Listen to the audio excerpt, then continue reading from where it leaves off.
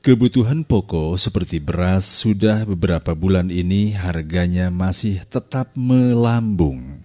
Padahal di sisi lain kebutuhan beras tercukupi, bahkan bantuan sosial pangan dari Badan Pangan Nasional menyalurkan juga yang sasarannya diberikan kepada masyarakat miskin atau keluarga yang mengalami rawan pangan dan gizi.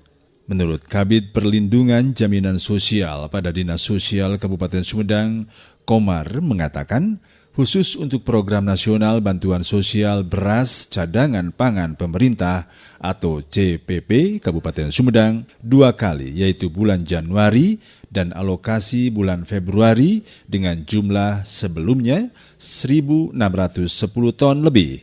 Karena untuk Kabupaten Sumedang, jumlah penerima manfaatnya 161.951 kpm dengan jumlah 10 kg per orang yang sangat besar untuk satu alokasi di Kabupaten Sumedang.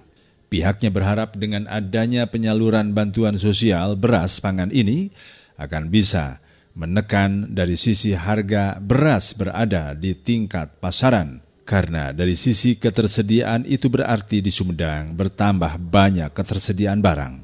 Jadi kalau dilihat dari analisa sederhana ilmu ekonomi itu, pada saat supply cukup banyak terhadap suatu barang, otomatis dan seharusnya harga itu bisa lebih murah.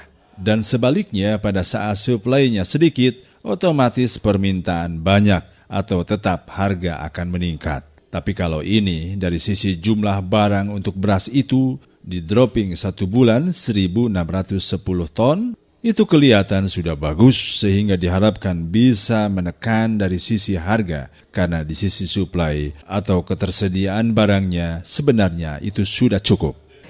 Jumlah yang sangat besar untuk satu alokasi di Kabupaten Sumedang. Dan kita berharap dengan adanya penyaluran bantuan sosial beras, bantuan sosial pangan ini akan bisa menekan dari sisi harga beras sebenarnya di tingkat pasaran. Kenapa? Karena ya dari sisi ketersediaan itu berarti di Sumedang bertambah banyak dari sisi ketersediaan barang. Jadi kalau kita melihat dari si analisa sederhana ilmu ekonomi itu, pada saat supply cukup banyak terhadap satu barang, otomatis kan seharusnya harga itu bisa